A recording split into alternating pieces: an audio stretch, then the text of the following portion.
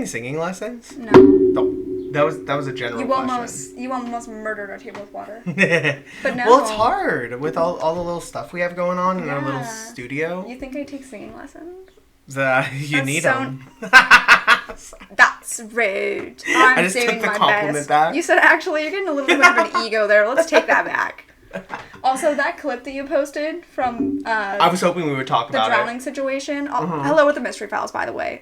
I'm Logan. Tiffany, you know the drill. You know what's happening here. On our Instagram, at the mystery files _ Logan posted a video. That was just me talking from last week about me drowning in a pool. Anyway... Benjamin's father watched that video. He thought it was so funny, your laugh especially. Well, as soon as you said it happened, and I was like, that's so bad. Just like how funny and like chaotic that entire clip was, he enjoyed it. So, no, we have a fan. We have one fan who enjoyed the chaos of the clip. I think that's what sells it. Like, I told Danielle this when I was editing that clip. I was like, I think what sells this is how mean I am to you. Like, the moment you said it, I just started laughing. Well, I feel like in my brain, I didn't think it was mean, but like maybe I'll see the malicious intent later. But I feel like I just said it because it was insane. I thought like you were laughing like, oh my god, I can't believe that happened to you. Like, Tiffany, you're a victim. Well, I said, are you okay? Yeah, that's why I was like, okay, Logan really cares. Not, haha, Tiffany almost died. But I think my response was not normal. I think if you were to tell somebody that, they would not hysterically cry laugh the way I did. Maybe I should be a little afraid. You're getting that much joy out of my, like, almost drowning situation. That's why this show works, is because I hate you. Oh my god, cutesy! Wow! It's all in good fun. All in the love. Did I tell you what I told Danielle when we hung out last week for, like, my graduation? No, you did not. I graduated from a social media fellowship, by the way, everybody. With the Andy Warhol Museum. Hey, get it. If our socials look any better lately, that's because of me and not Tiffany. I'm just kidding. Wow. The digs keep coming. But I was so anxious that day. Aww. And I was in the car with Danielle and I went, oh my god, I get to bully Tiffany today. Today's gonna be a great day. Because I knew I got to mess with you. Like, I knew as soon as I saw you, I could start messing. Man, it was a good time. Apart from my migraine that day, I was like, I'm gonna have a good time. Wrongo. Bullied. I hope it helped your anxiety, though. No, it did. That's the thing, is, like, you helped my anxiety, because I'm like, I see you, and I'm like, I can pick on you. That's crazy. Someone else to make the victim. Well, that's what I did on your birthday party. Like, I wouldn't step off your neck. Relentless. On my birthday. On my birthday. You're not even safe on that day. No, on my day. Like, just the fact that, like, I forget who said it. I think it might have been Jesse or something. I, like, was saying some really rude stuff to you, and he just kept going, damn. Damn. Like. That's a good bit. That's a good bit. No one just doesn't get it. Oh my god. Gets it. But it's okay, because I didn't get to tell you yet, but I'm probably throwing a birthday party for myself in my house. Nice. So you can bully me at mine. Good. So it'll be like tradesies. Good. I can't wait. Can't wait to bully you. So it's all fair. Yeah, in love and war. Exactly. And especially war. Good luck. Last time. Yeah. We did the Haunting in Connecticut. Thank God you said it. I was about to read your screen. I'm like, what the heck was I was like, Haunting in Connecticut case. How did you say them? The Snedeker family? The Snedeker family. That's crazy. Hopefully I'm saying that right this whole time.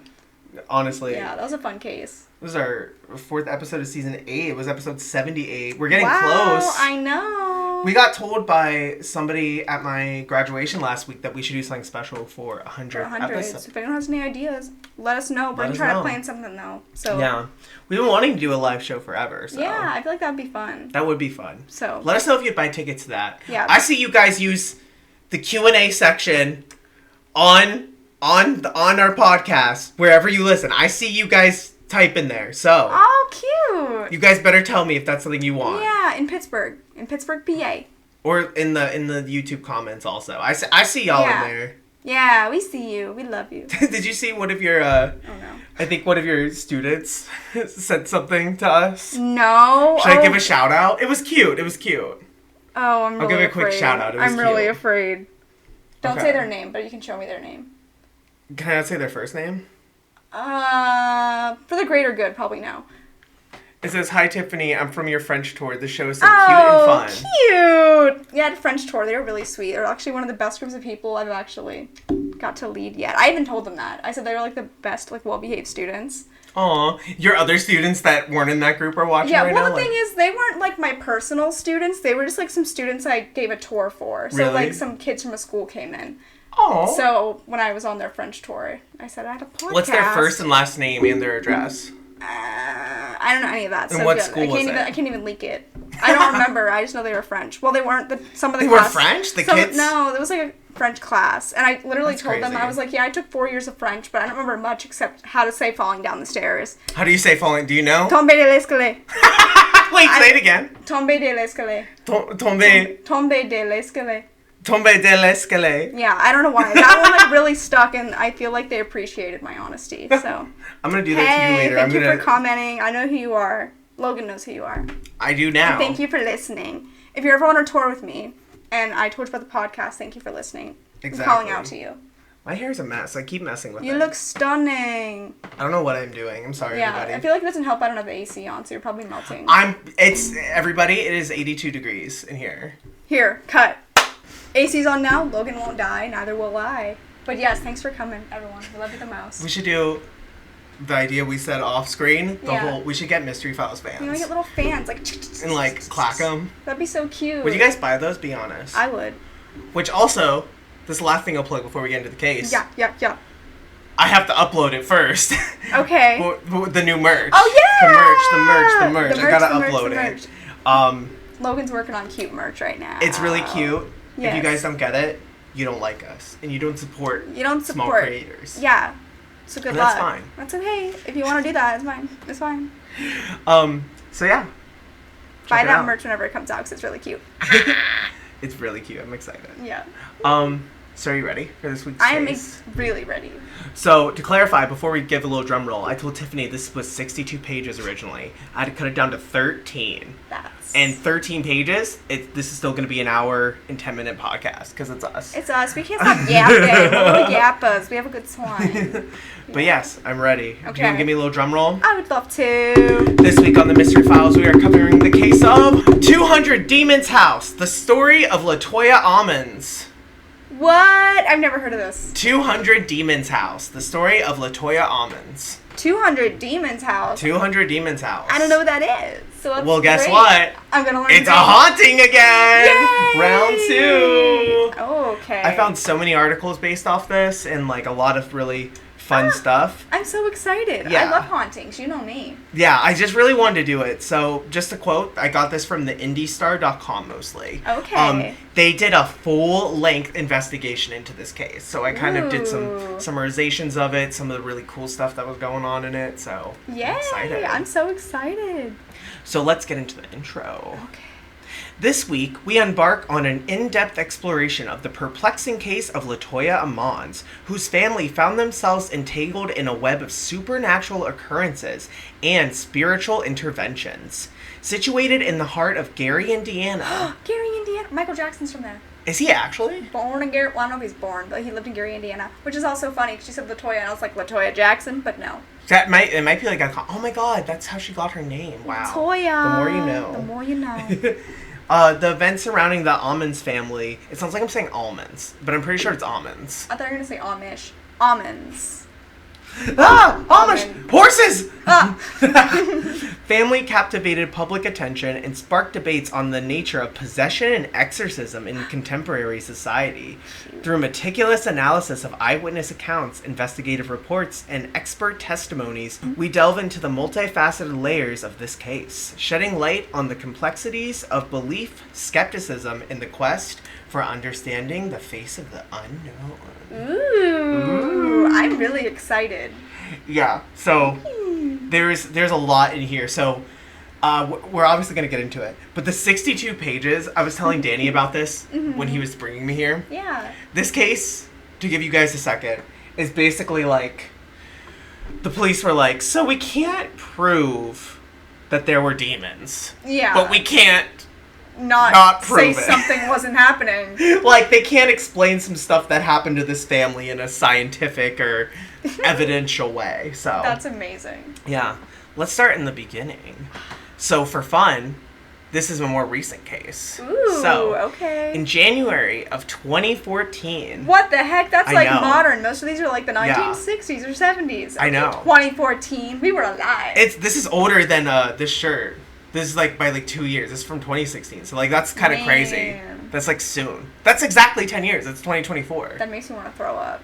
Oh, I'm going to be nauseous. 2014. I was 16. Isn't that crazy? Not to reveal my age. No one talked about Logan's actually it. really old. Watch out. I'm actually 19 years old. Why? Girl, you know what I You're found looking out? elderly. I don't know if they're watching this or not. Yeah. My supervisors at the Warhol, Yeah. they're younger than me. By like a year. Like those two women? Yeah.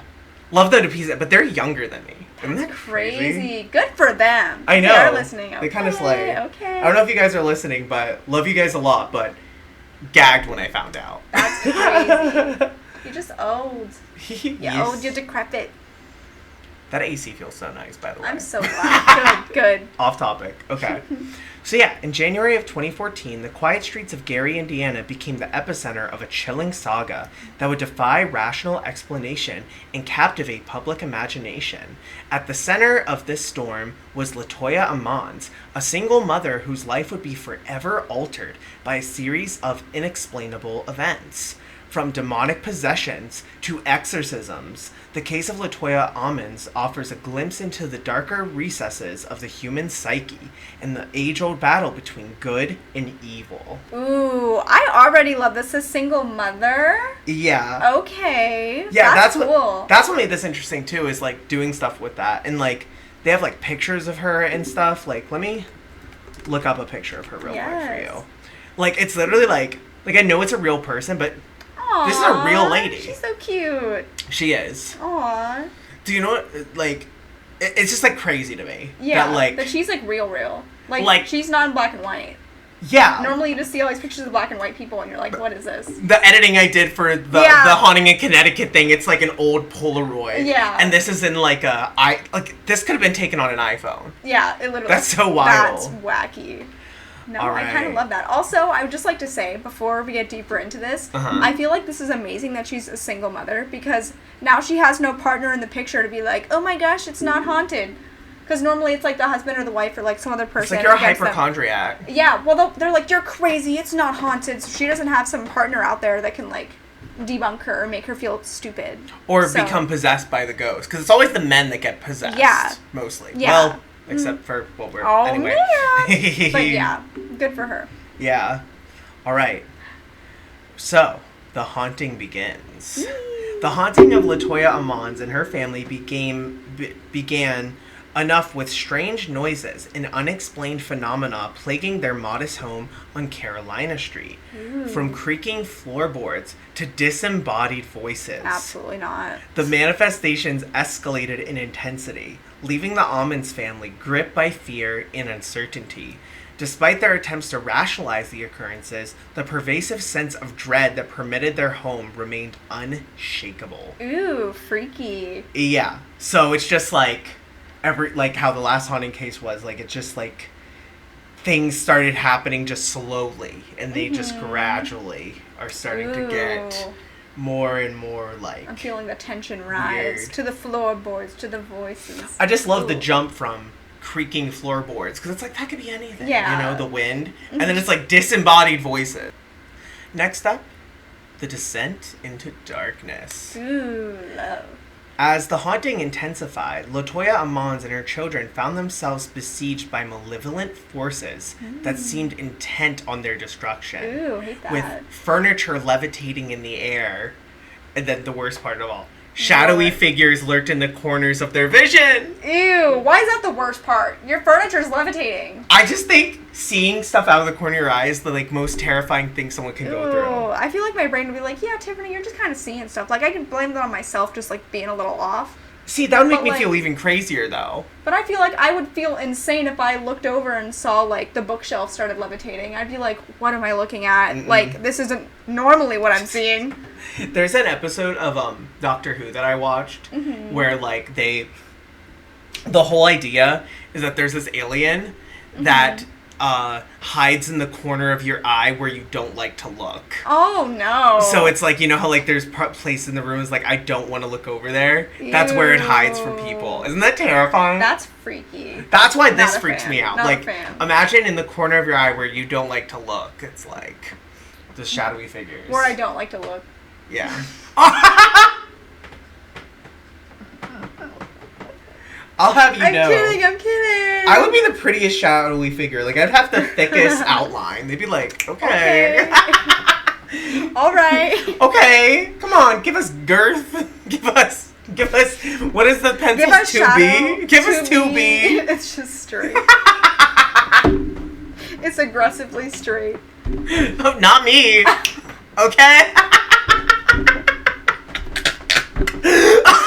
No, I'm gonna throw up. I'm gonna die on this podcast. Get some help. And levitate your furniture. Do a leap.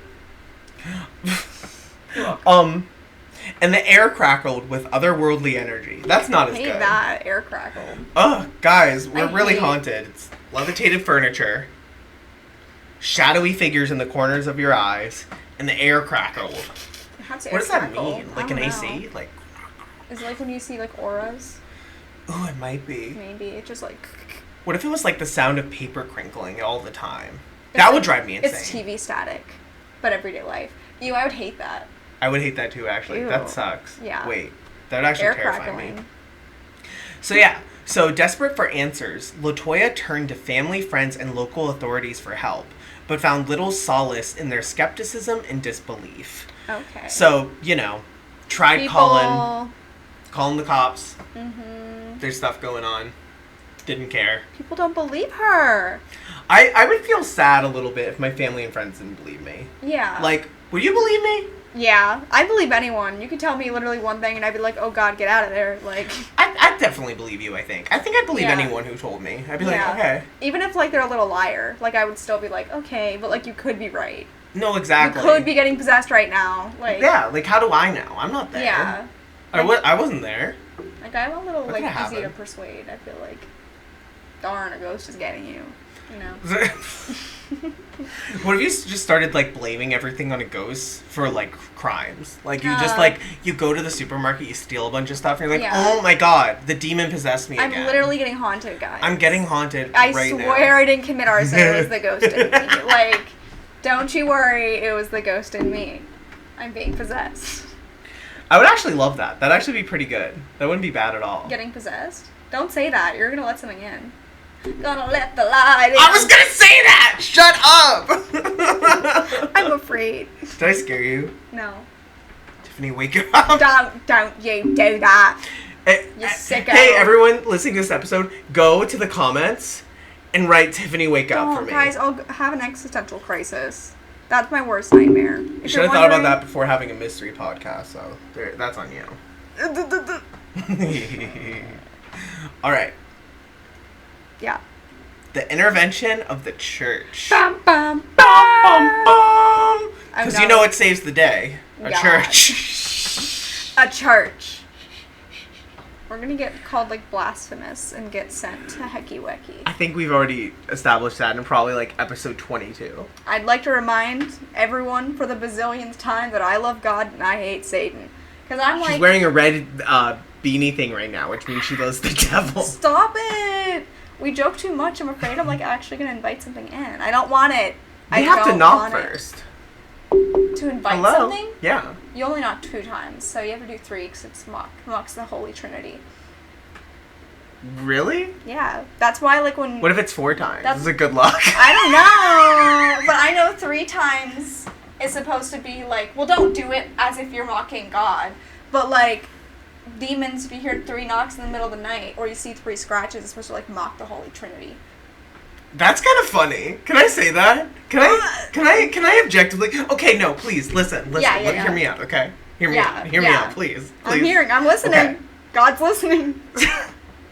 So demons yeah. demons are bad, Yeah. as we've established, Yeah. as you've established. I have. But you gotta admit, it is kind of really funny for them to do that. Like, that's so spiteful and It's a silly. Like, it's a It's a bit. bit. Like, I sort of get it, but I Like, don't. you little rascal. Like, oh. Like, can they just do that and not, like, be so evil. Like, right. They should just be silly pranksters. That's what angels are, basically. Well, demons are tricksters. That's like their whole thing. Maybe demons aren't that bad. Quote right here. God goes, put it on the Facebook. God on the Facebook. God literally sends a lightning bolt down at me. He's like, I was waiting. Your ass is gonna be on CNN later tonight. Headline. Local girl believes in Satan. And more, she believes Satan is better than God. Has a gay friend. Gasp. It like shows images of you, but like they're red and like shaky. They take me being hot in this episode. Yeah. Yeah, your face is red. They put like black like X's in your eyes. Oh, wait. Friends with. I'm gonna make that video now. Good. Just so you know. Do it. All right. How do you get on that topic? Intervention of the church. Right. So, in a last-ditch effort to rid their home of the demonic presence that had taken root, Latoya and her family turned to the Catholic Church for assistance. Under the guidance of Father Michael, a seasoned exorcist, they embarked on a harrowing journey into the heart of the darkness. Ooh. What followed was a series of exorcisms that tested the limits of faith and endurance, culminating in a dramatic confrontation with the forces of evil. Ooh. Can I say one thing? What? Okay, so like, if you're an exorcist guy, like you're Father Michael of that Catholic church, you're an exorcist. Right. You know, like how when you have a job, like you have to sort of like it a little bit, you know? Uh-huh. Like, do you think this guy like kind of likes demons a little bit, and that's kind of why like he's an exorcist? Because he gets like a thrill, like he kind of likes demons. There has to be a bit of a high from it, right? Yeah. Like a little bit of like a ooh. But like, wouldn't that be a little shady if you're supposed to be like working for God? You're like, ooh, I kind of just like demons a little bit. It's like helping though, you know? It's like yeah. fun. It's like dangerous. Yeah. What about the Scooby-Doo gang? They get into trouble all the time, and that's kind of like... I guess so. They could just not, you know? They could just eat at home. They could. They could just eat at home. They could have their little binge session at home. Exactly. Yeah. Instead of, like, going to all the places. But they kind of like it a little... They live on the wild side. A little bad, you know? You know? I guess that's true. Are exorcists just basically the Scooby-Doo gang? Basically. Have they done an exorcism on Scooby-Doo? Well, they have, like, that masked ghost guy. The who? The masked ghost guy. I can't think of his name. Oh, the guy's like... the laugh guy. Do you know what I'm talking about? Ghost guy. Scooby-Doo. Scooby-Dooby-Doo. Is it the hot one with the steel face? No, not the clown. It's that little laughy guy. This one? No, that's a clown. This one, the Luna Ghost. No. Yes, but no, not that one. Girl. I'll put a picture up later.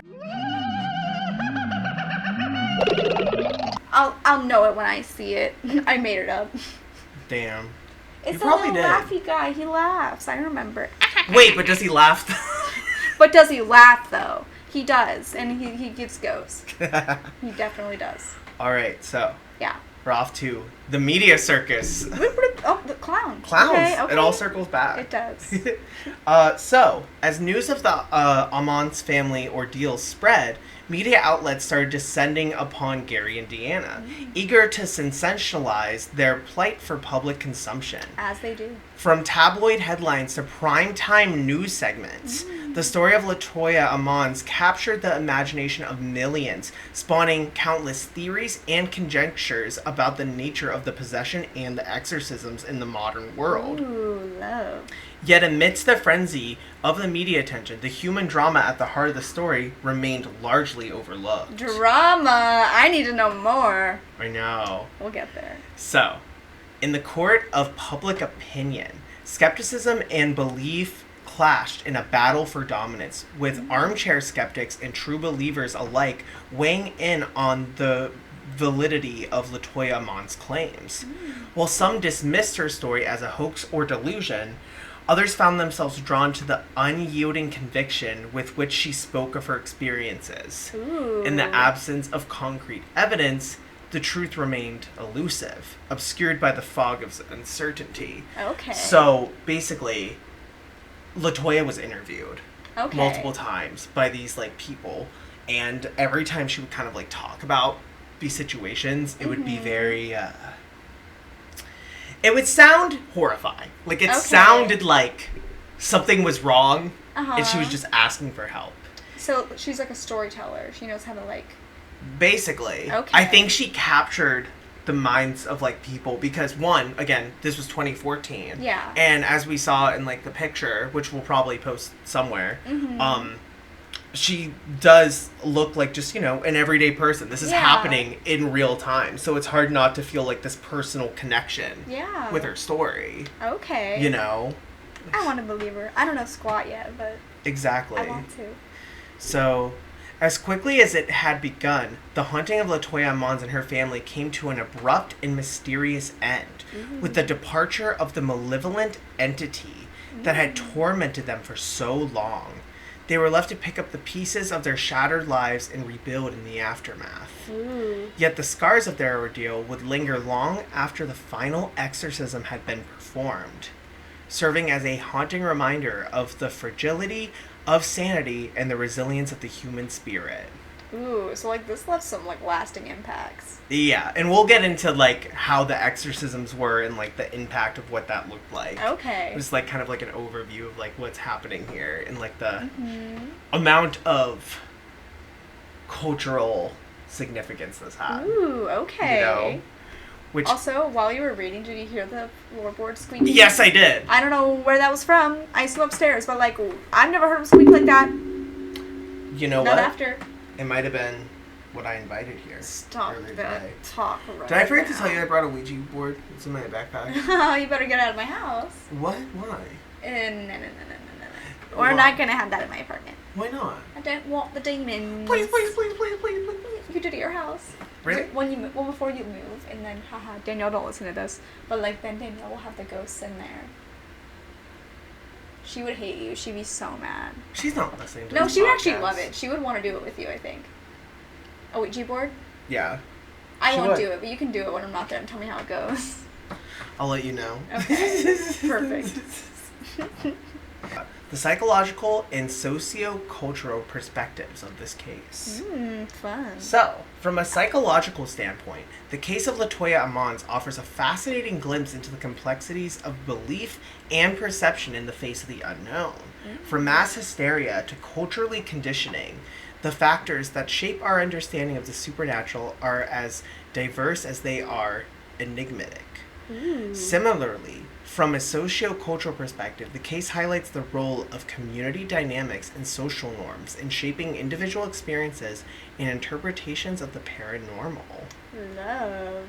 Yeah. So, the legal and ethical ramifications of the Ammons case are far-reaching, touching upon issues of mental health, religious freedom, and the rights of individuals to seek assistance in the time of crisis. Okay. Questions surrounding informed consent, the role of religious institutions in secular society, and the boundaries of medical interventions remain unresolved, leaving policymakers and legal scholars grappling with the implications of the present case. What happened? Oh my I know. gosh. So this is like going into like the whole idea of how I talked that like the police were involved and there was a lot of like we don't really know how to help with this case right now. Yeah, well. Right?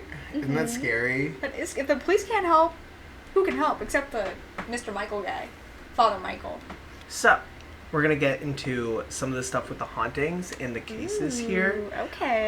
So we're going to get into the psychological of it all first. Okay. So this is called Government Agencies Witness the Paranormal Activity. Ooh. So, on April 19th, Latoya Ammons took her children to their family doctor, Jeffrey Onakua, to examine them.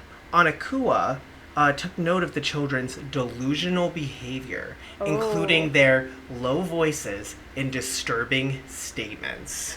What if they just have low voices? But disturbing statements I'm more concerned I about. mean, but like, I think what the if your mixture kid... of both is like, Okay. what are we doing here? I'm like, what's going on? These kids feel a little off.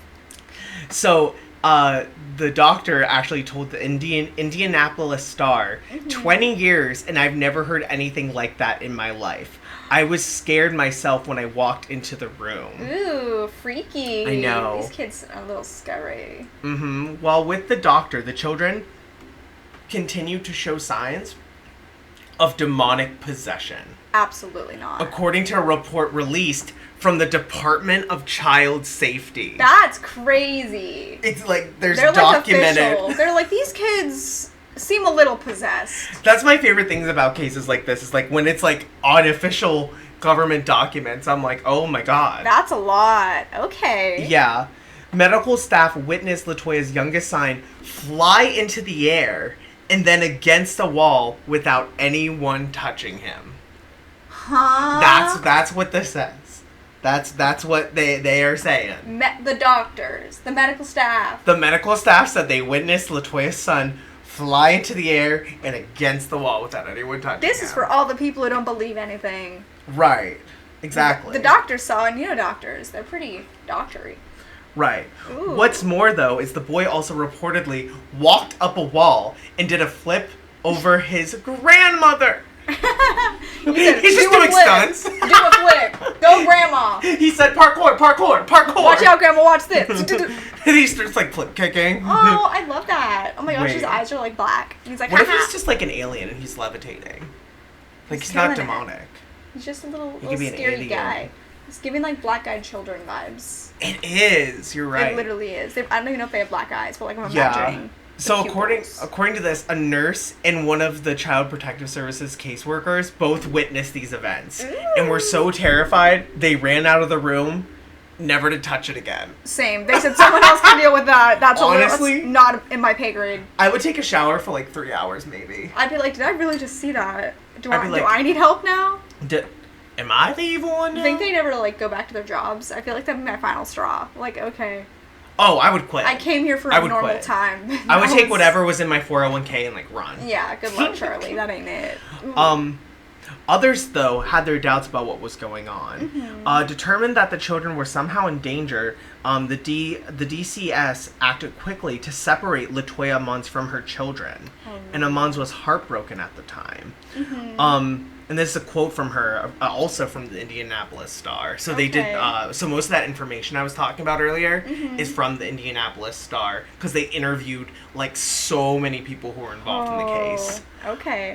So we'd already been through so much and fought so hard for our lives, she recalled. It was obvious we were a team and we were beating it. Whatever we were fighting, we made it through together as a team, and then they separated us. Oh, I bet things went downhill from there. Yeah, it was basically like we were fighting it together as a family, and now I'm here to do this alone. Now they're gonna be more vulnerable because they're alone. Mm-hmm. Oh gosh. So that's where we get to this.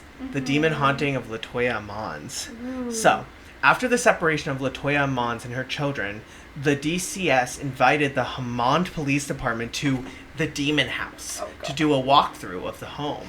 While inside, the police officers noted a number of bizarre incidents themselves. Oh, here we go. According to their report, the two Hammond police officers experienced radio malfunctions, captured the presence of a white smoky apparition, and seemed to report a ghostly voice saying, "Hey." Ew. Okay. They're being like nice and social. What's the issue? Right. They're just like messing with your appointment and going, hey. That's terrifying, though. Like, I get So the scary. radio malfunctions, Yeah. but seeing a white smoky apparition... Yeah. Apparition? Apparition? Apparition? Operation. Operation? I think it's apparition. Yes. Maybe. I don't know. The ghost saying hey is so funny. It's so casual. Hey. Literally, That's what I would do. After it's like possessed all the children, made them walk on the walls in the doctor's office, they just want to go, hey, you see if we can just It's sit? bored. It's Hey, bored out of its mind. Remember us. Let's just have some stuff fly around the air. Exactly. Love that. Yeah, so during a subsequent visit, they also noted a strange oily substance dripping from the blinds. Ew. I've never thought of that. That's a little weird. That's weird, because it's like not saying it's like blood or anything, it's just It's an oily. substance. I don't know, maybe it's like similar to like that goo stuff that's in what's it called? Ghostbusters? Isn't there some It sort might of be. like ectoplasm? Is that what it's called? I don't know. It could be. The goo. Did you ever hear the story? This is crazy, because I just learned about this recently. Mm-hmm. Did you ever hear about the hoax of the crying Mother Mary? I'm thinking of like While They're on a Crying Woman. I don't think So, Mother Mary. so there was, I don't remember where it was, Mm-hmm. but there was a Mother Mary statue, and it had pictures of it looked like it was crying. And people were like, oh my god, this is God, like, sending us a sign that he hates what we've done. Oh, no. And it came out later on that it was just olive oil. Someone smeared Stop. olive oil down this Mother Mary statue to make it look like she was crying. That's crazy. It was like a PR stunt, basically. It probably, like, sent people into, like, whole, like, existential crisis of, like, what is life, what is death, what is God? Like, right. Oh my Isn't gosh. that insane? Have you never heard about that? No. Because I've heard about, like, a weeping woman, like, Yeah. statue. But I didn't know that there was one where, like, someone smeared olive oil all over them. That's a dirty little prank. It'd be a shame if someone here were to pull something like that. But Did you ever fake cry as a kid? Logan LaMaster, I'm going to throw up that you just said that. Why? Because I teach 6 and 7-year-olds. Oh, God. And, literally last week, this week, there was an entire bit where they were all showing me their fake cries and who, like, had the realest fake cry. Oh, my God. And, like, it was a whole, like, bit for the entire class period of our fake cries. That sounds insane. So Who won? You? They did like mine, so I was a little actress, but then they kept doing it, like, they had these hot glue guns, and then one kid, like, was really dramatic, like, ow! And then, like, literally started fake crying, and I was like, that sounds like your fake cry. And then they, like, looked up from their fake cry and started giggling. I'm like, I know you didn't burn your finger. I know you didn't burn it on the hot glue gun, little sicko. That's where it gets into dangerous territory, because it's like someone could be bleeding, and they're like, oh, shut I know. up. Well, that's why I literally told them, I'm like, guys, I mean, keep doing this as much as you want, but this is going to be a boy cried wolf situation. One of you's going to actually be hurting, and I'd be like, haha, silly kid, burnt their finger. Right. Yeah, so it's just funny that you mentioned that, but where were you going with the fake crying? So, okay. Yeah. I am praying to God. Oh, no. He's not watching this. There's no way. There's no way he knows who I am anymore. And that's fine. You're far gone. And that's fine. I'm literally setting up the story like the trail. Okay. Oh, God. When I used to go to Christian camp, Okay. there was this camp counselor. Yeah. I was in love with him. But before I knew I was gay, I just didn't know why I was obsessed with this man. Yeah. But I loved him. His name was, let's say, Jacob. Jacob, very Christian name. Jacob. Strong Christian name. And he had a girlfriend at the time. And I didn't realize that I was kind of jealous of her. Okay. So there was Look, this I one hate her. day. There was this one day. Oh, no. They came to visit me and my family. And they were like, can we take Logan out for, like, you know, like ice cream or something like that? And I was like, oh my God, I would love to come. So they took me out, you know, because, like, they were, like, my camp counselors. They loved me. And I was in love with him. Mm-hmm. And there was one time they were not paying attention to me, like, at all in the car. And I got so mad that I started pretending to fake cry. Broken. And then I couldn't make enough tears. So I went, spit into my hands. And then I started rubbing it under my eyes and down my face to make it look I had been, like, sobbing for minutes on end. You sicko. And he was like, oh my God, are you okay? I was like, yeah, what was your I was reason? really hoping. I think I was just mad they weren't talking to me. Well, like, what was your reason why you were crying? Like, did they ask, like, oh, what's wrong? I think it was just like, oh, I thought we were going to go to the ice cream place and we're doing all these other stops. I didn't really want to talk with Jen. Stop, they were like, we're never taking Logan anywhere again. No, for real. I didn't realize I was crying that much for attention. And then later that night, the girlfriend comes up to me and was like, was that spit? Ew. Did she have to ask? I was 10. Did she have to ask, though? I feel like she could have just, like... Determined it on her own? Yeah, just been like, oh, that was weird. Logan spit on their face. But, like, why'd she have to say it, though? I don't know. But that's one of the most, like, fake crying stories I have is, like, I was needing this man's attention so desperately that I fake cried. Man, even back in the day, you said, let's stir the pot. I was a little liar. Let's stir the pot. And again, like I said, what made it the funniest is that I didn't know I was gay yet. I didn't know why I was so upset he wasn't talking to me. Wow. It was like those moments of, like, you know you're gay, but you don't know yet. Because I was just so in love with him, and I didn't know. Oh my gosh. I had no clue. No clue. Crying Logan did. Anyway. Crying Logan did. So yeah. At the same time as all this was happening, a local priest named Michael Maginot heard about the case and decided to investigate. After writing a request to a bishop to perform an exorcism on Latoya Ammons, Maginot performed a small exorcism in the presence of 2 police officers and a DCS case manager. That's crazy. Can you imagine you're a DCS case manager and they're like, okay, girl, it's time for you to watch an exorcism. And you're like, I was just trying to help kids. I didn't think I was going to be stepping into an exorcism. And again, not to remind you, this is the age of iPhones. This is all happening in. I keep forgetting that. I keep thinking it's way this back is like in the in the 80s? No, girl. No, it's modern day. This is a modern day haunting case. That's crazy. I know, Ew. right? Why is no one recording the kids on the walls? Like, you know, why? I bet that's some of the skepticism that someone did not pull out an iPhone. Or like, why were there not like? I don't know if there's security cameras in like doctor's office like rooms. I don't think like, they are. I think patient that's rooms. a violation. HIPAA something. I don't know. Hippopotamus. Or like releasing it. Well, yeah, because they couldn't release it because not hippopotamus because of HIPAA.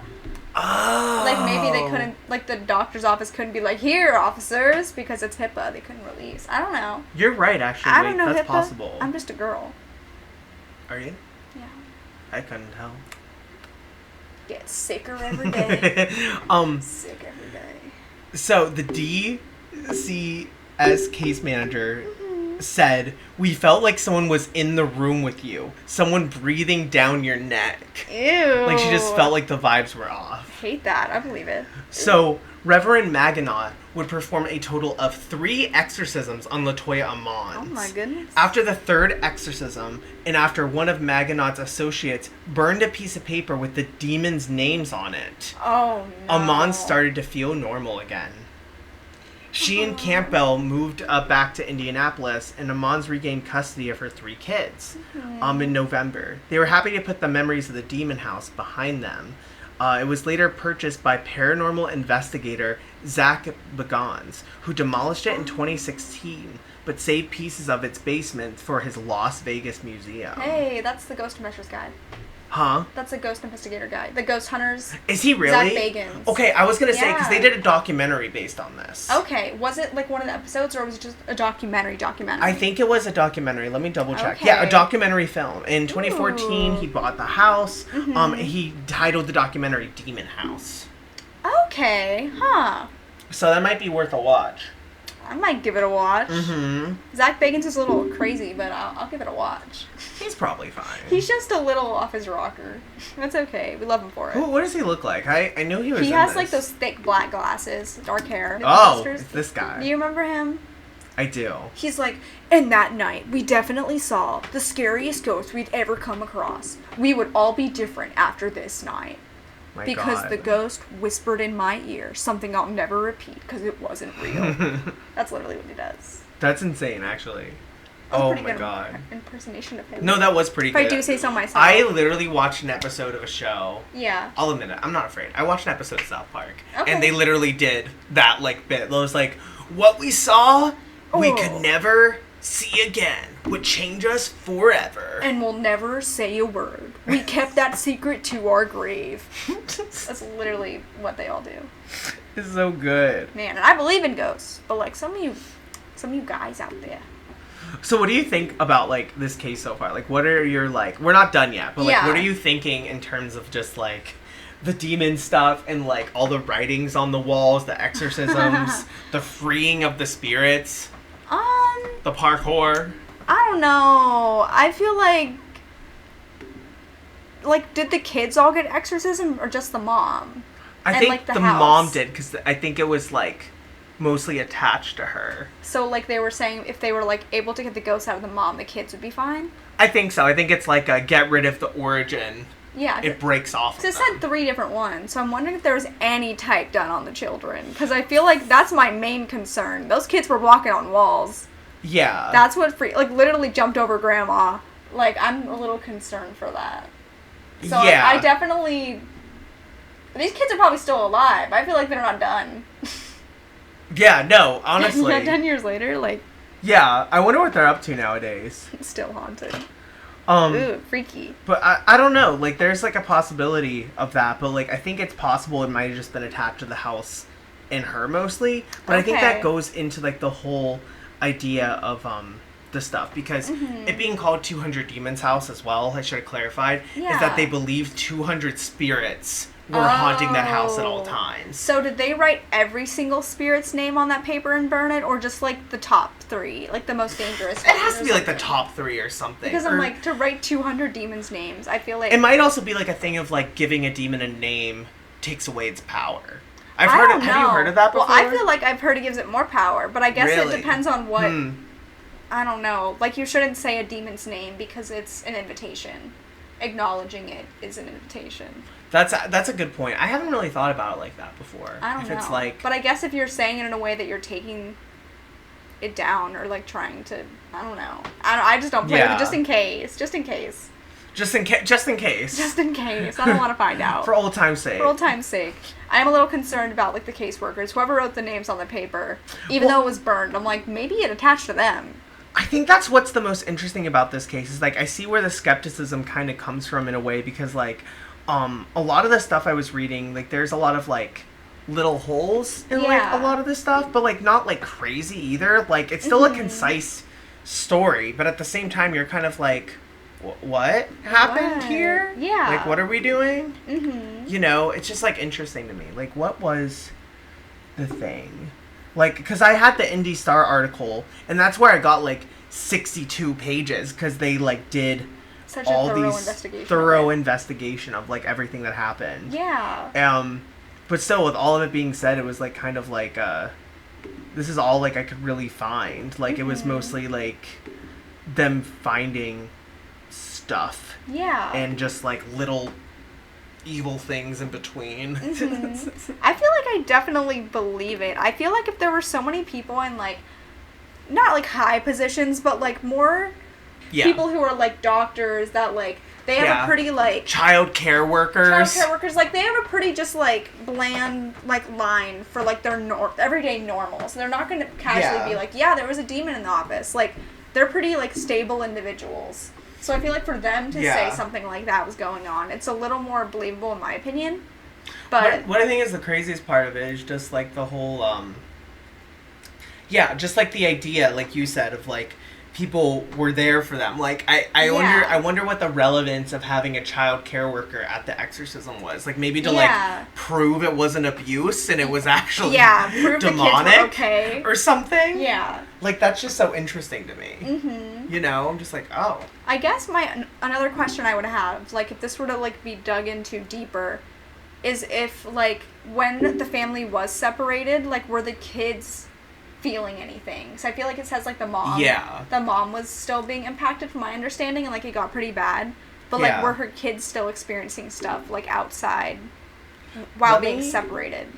So I like read over all of it and I didn't see anything, but let me like double check, like let me triple check that nothing happened other than like this stuff with the kids. Let me do a quick little search. So apparently the mother swears by the story, but she said that the kids could not be interviewed or named in the cases. But she signed releases letting the Star review the medical, psychological, and official records that aren't open to the public that talked about what happened to them. But the kids' names are completely anonymous. So that's probably why we don't know a lot of information about the kids in the situation. I feel like that still makes me believe it. Like, it doesn't invalidate the story at all, because I'm like, she genuinely just doesn't want her kids to be like, I don't know. Yeah. I don't know, like, super in, like, the limelight. Because I feel like if she were trying to, like, get all these interviews with her kids, like, it would be more of, like, this was a cash grab for, like, paparazzi to, like, come and see your kids who are possessed. Right. Like you wouldn't want that for them. Yeah. Yeah. Because, like, I think that's, like, the smartest choice. And that's why, like, we don't know anything. Like, we know they were taken and that there was child care workers involved. But, like, especially for a story in the age of the internet, it'd probably be bad to have, like, their names out in public. Yeah. And I feel like, also, if people were to, like, force these interviews and like make them talk about it, like this might be something that one, they don't have a memory of because it was so traumatic and like they were being possessed, or like two, that the mother doesn't want them to relive that trauma of experiencing that. Like she's trying to protect them from like continuing to relive it. Right, exactly. What I think is crazy is that the Indie Star got the records of the kids to see the story, and that's why they talk about the floating on the walls and like all that stuff. But it's cool that they left it disclosed. Yeah, I was triple checking, but they it says they get separated, but they never talk about what happens in the in between of them not being together. Yeah. What I think is the craziest part is like after the exorcism, things going back to normal and you get your kids back. Yeah. That's like crazy to me. I feel like I'd be so scared. I'm like, is it really not haunted, Mom? Like, I'm really freaked out. Yeah. No, oh my God. I can't imagine like, being taken from my mom during a haunting of like 200 demons. And then having to go to either like they'd be living with like family or like sent with a foster family. Like, can you imagine going to a foster house? Stop. Well, going to a strange foster house, I'd be like, okay, this is more haunted because this is a strange place and I'm a child. Not like, to put you on blast, but this would be a crazy movie for you to make. I know. Like, that would actually be insane. Like, ooh, you have to go to a foster house, and that's haunted too. Or like it follows you to like this really scary like farmhouse. Ooh. Yeah. Ooh. Yeah. What I find so interesting about this case is the crypticness of some of this stuff. Yeah. Like, how could there be a 62-page drawn-out article of all this stuff, but they're not able to tell us exact names of, like, demons, just, like, experiences or, like, what's happened. Like, so I see this is what I said at the top of the episode, it's like, there were real police investigations into it, and their whole thing was, I can't say there are demons, but I can't say there aren't, or something. You know what? I feel like the information that they're not giving us, I feel like it's telling me a lot that, like, it makes me feel like it's more true, especially if they wouldn't disclose the demons' names, because if they were like, yes, we're going to write all of these demons' names down and then burn the paper, they were trying to like literally expel the demons, get rid of them. So if they were to like go out and be like, okay, whole world, here's this list of demon names. Oh, like, they could summon them. They could summon them, or they could reawaken the spirits they literally just exorcised. So I feel like that makes me believe it a little more. Yeah. You know? No, yeah, I just looked here, and they're not saying what the names of it. Like, I tried Googling it real quick, and, like, they're not saying anything. Because I feel like, why would you want to give the names? And, like, I know there's a lot of cases out there that do have, like Bathsheba Sherman, the demon that was in, I think, the Conjuring house. Like, we know her name. Right. But, like, I don't know. It's, like, different cases, I feel like it makes sense, but I feel like, they don't want to give all those names out if they literally just, like, work so hard getting rid of them. No, like, not at all. Like, that's the thing. And it's just, like, so interesting to me. Like, it's also just such a bold claim to say it's 200 demons. Like, that's so, not funny. That's a lot of demons. It's excessive, right? Like, that's very excessive. And that's a lot of demons. That's a lot of demons. Respectfully. So I think that's literally almost everything before the conclusion. So where do you land on it? Like, would you think this was a real experience these people had? Or do you think it's a little more skepticism? Like, where are you? I feel like I really do believe it. Because I feel like they have these people who were, like, just everyday people going to their everyday jobs. Like, people who were going to work in, like, social work for children. Yeah. They start seeing stuff. People in the hospital start seeing stuff. And I feel like especially in the hospital, because they have to come from a standpoint of, like, not believing in, like, the supernatural, or, like, they have to, like, be, like, concrete evidence, like, points to this, like, medical reasoning, like, a psychological reason has to be the answer for seeing, like, something this, like, off the wall, literally.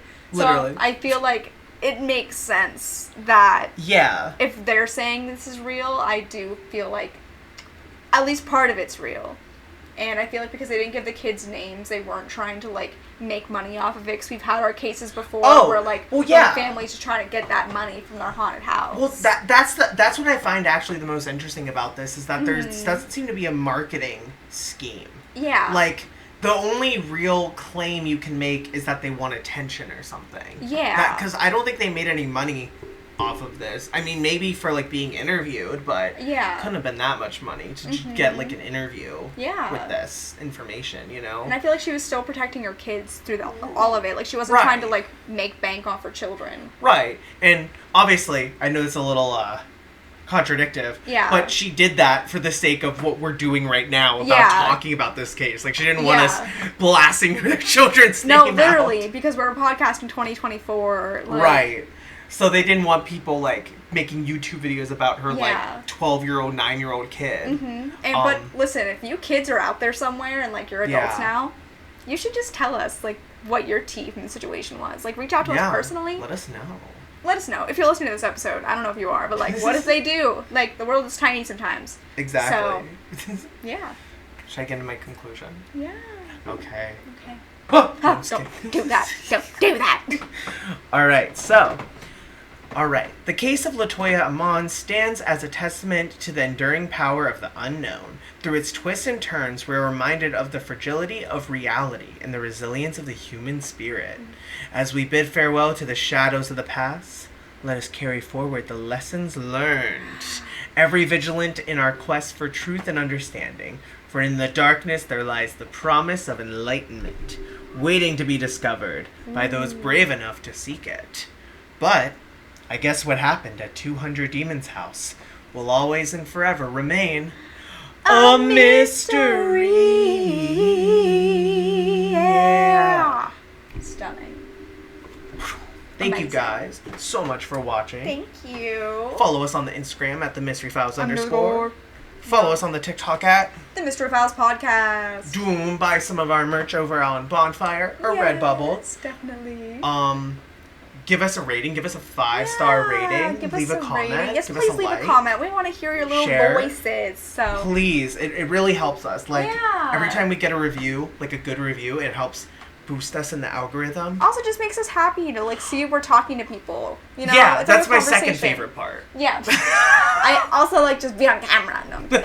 But like, it's just nice to like know there's people on the other side. We're not just like putting this out to like no one. There's actual people listening, which is really cool. And we would love to hear if there's any cases you would like for us to cover. Like, it's definitely not getting any harder finding cases. I feel like we had a slump maybe for a second where it was hard. But even stuff like this Ammons case, I don't know many people who cover this. Yeah, I've never heard of this case. So, hey. So, let us know if there's anything we haven't covered yet or what your favorite is as well. Yes, we would love that. Thank you all for listening. We love you the most. And we will see you next time for Tiffany's case. Yes, we will see you then. Ooh. Goodbye. Bye.